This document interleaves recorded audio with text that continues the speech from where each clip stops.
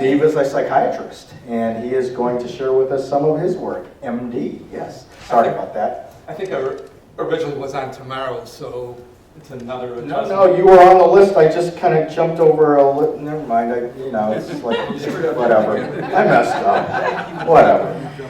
And I'm so glad to follow James. I had the opportunity to talk to him earlier this morning, the most thoughtful, kind policeman I had ever met. So it's really a treat to meet him.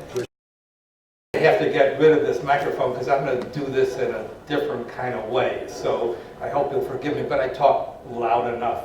No. Wait. Either with or without. Oh, yeah. Recorded? Okay. Not only that, but not everyone has, speaking of disabilities, you may be able to speak, but we may not be able to hear. Okay, you're going to see this is going to be tricky, but we'll try it.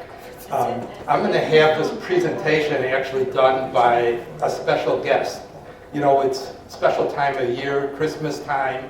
Christmas tree just got lit last night here in New York. The Hanukkah menorah is going up.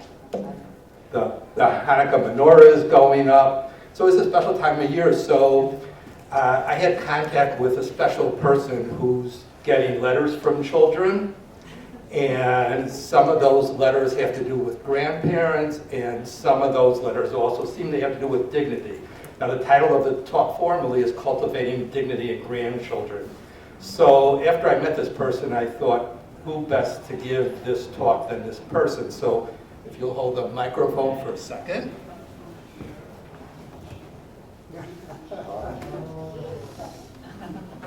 Okay. Oh, ho, ho. You all know who this is. And I want to read you some of these letters that I've received that has to do with grandchildren, grandparents of dignity. And this one's actually my favorite. It's called The Medicine Man. And this is one that actually somebody I knew wrote. How about one of those jumbo hot dogs, Barry, said the jolly old man sitting across from me at our usual table at Eli's Stage Delicatessen in Chicago. He is beaming with delight and approval. This is as good as it gets for my 10-year-old self. Meanwhile, my father looks askance at my gleeful smile. Another time we watch my Cubs play as New York Giants. Of course he roots for the Cubs as to not break my heart. Once we went to McDonald's restaurant, another one of Grandpa Harry's special haunts. As we were about to enter the restaurant, a scuffy-looking man approached us. He asked my grandpa for money. I could smell the sour odor of alcohol on his breath. I was frightened. Grandpa Harry carried no such reaction. He gently put one arm on the bum's shoulder and extended his other arm for a handshake. My name is Harry. This is my grandson Barry. How shall we address you, sir? Michael. Mike is my name, said the man before us. I would appreciate a couple of dollars, Harry, he said directly to my grandpa, as my mom, dad, sister, and grandma stood silent and still in the background. Grandpa Harry smiled at Michael like he was already a member of the family, like he smiled at his friends at Eli's, like he always smiled at me. Mike, I'm not going to give you money because I'm concerned you will use it to buy more alcohol, and that would not be the right way for me to help you. But I'll bet you are hungry, and it will be my pleasure to have you join me and my family at the table and have another meal together. Table for 7, he said to the smiling hostess who greeted us.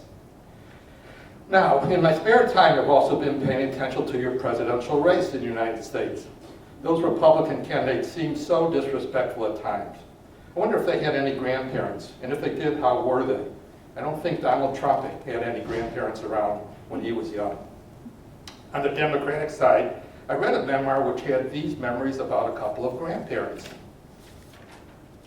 I'll call it Grandparent in Chief.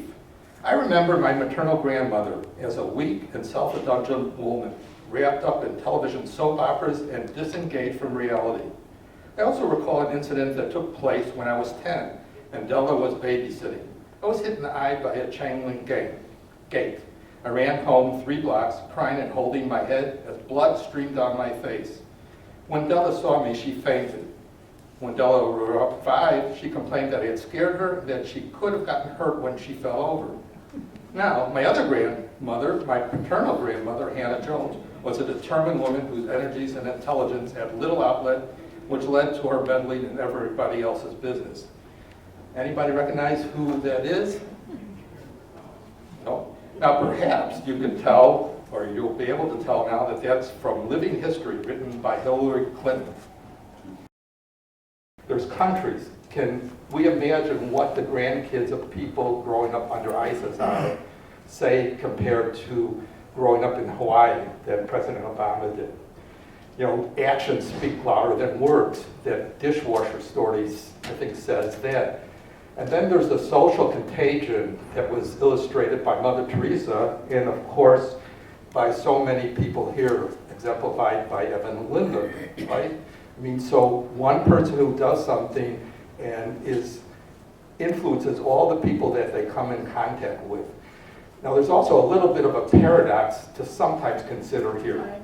That's it, okay, I'm just about done.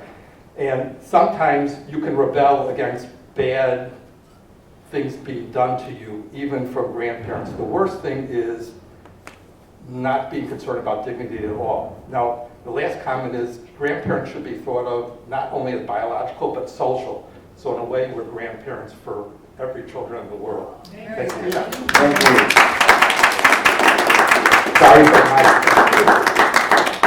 Steve, thanks for raising the role of family in creating human dignity, and also for making me wish that Santa Claus will bring us a different group of presidential candidates.